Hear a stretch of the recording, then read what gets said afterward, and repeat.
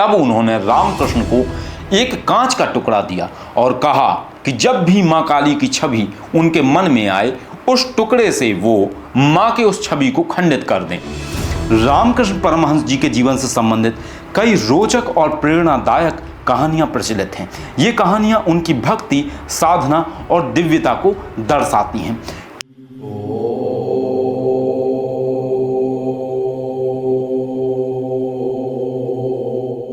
आदेश। जय श्री महाकाल। पिछले वीडियो में हमने रामकृष्ण जी के जीवन का संक्षिप्त परिचय दिया था। आज के वीडियो में हम उनके जीवन से जुड़ी एक प्रेरणात्मक पहलू पर बात करेंगे। रामकृष्ण परमहंस जी के जीवन से संबंधित कई रोचक और प्रेरणादायक कहानियां प्रचलित हैं। ये कहानियां उनकी भक्ति, साधना और दिव्यता को दर्शाती हैं। किंतु आज हम उनके जीवन के उस पहलू के विषय में बात करेंगे जिससे गुजरने के बाद उन्होंने अध्यात्म की एक नवीन ऊंचाई को प्राप्त किया।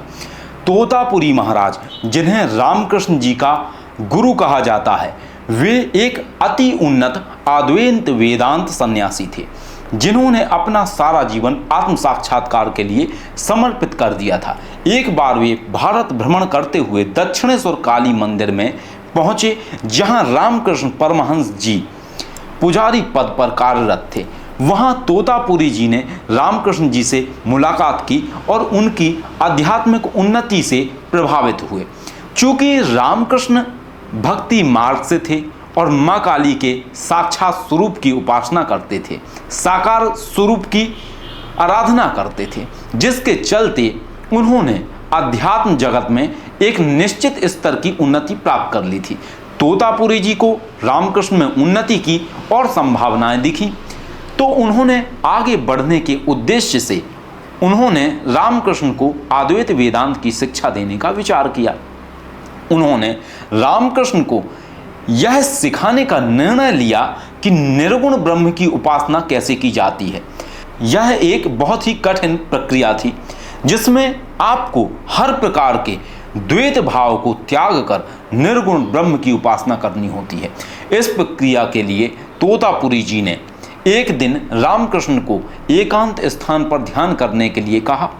ध्यान की प्रक्रिया में तोतापुरी जी ने रामकृष्ण को महावाक्य अहम ब्रह्मास्मि का ज्ञान दिया और कहा कि वे अपनी सारी भावनाओं और विचारों को त्याग कर ध्यान करें। किंतु रामकृष्ण जी, जो कि मां काली के प्रति गहरी भक्ति रखते थे, उनके लिए यह प्रक्रिया बेहद कठिन थी। उन्होंने तोतापुरी जी को बताया कि जब भी वे ध्यान करते हैं तो हर बार मां काली की छवि उनके मन में उभर आती है।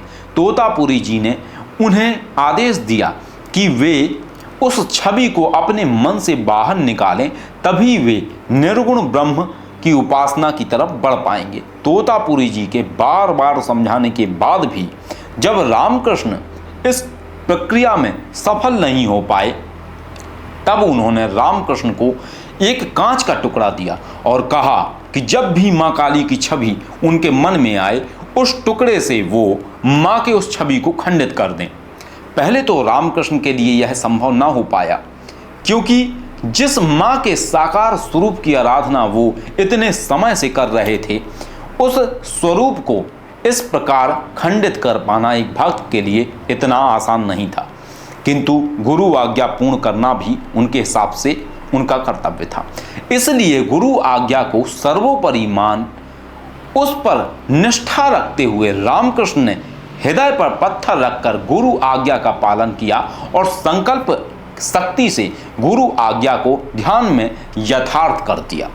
इस प्रक्रिया में रामकृष्ण ने अनुभव किया कि उन्होंने अपनी सभी भावनाओं और विचारों को त्याग दिया है और अद्वैत की अवस्था प्राप्त कर ली है। इस प्रकार उन्होंने एक स्तर ऊपर उठकर निर्गुण ब्रह्म का साक्षात्कार किया और उनकी उपासना के महत्व को अनुभव किया।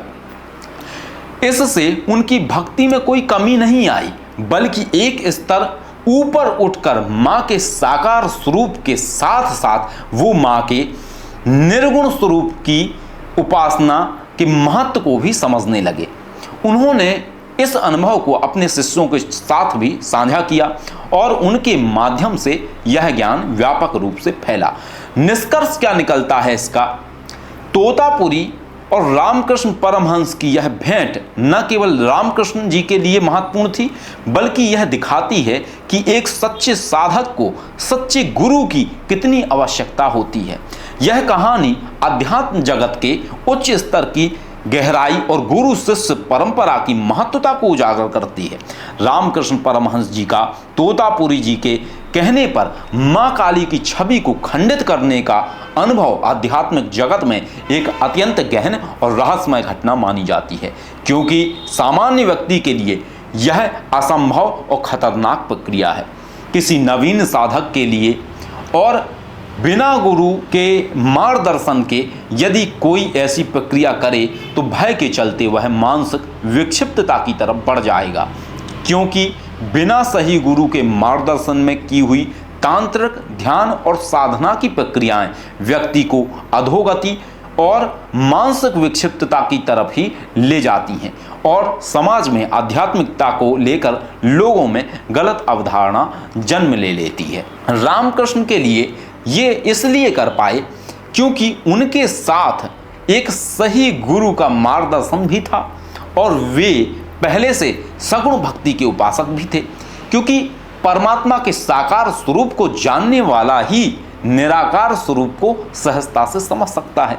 रामकृष्ण परमहंस जी का यह अनुभव दिखाता है कि एक साधक के लिए उसके गुरु के आदेश का पालन करना कितना महत्वपूर्ण और उपयोगी होता है। यह घटना साधक की गहराई, गुरु शिष्य परंपरा की महत्वता और अद्वैत वेदांत की उच्चतम स्थिति की अनुभूति दर्शाती है। ऐसे ही और भी गुरुओं के विषय में और महत्वपूर्ण आध्यात्मिक ज्ञान के लिए आप हमारे वीडियोस को देख सकते हैं और हमारे चैनल के साथ जुड़े रह सकते हैं। आदेश। जय महाकाल।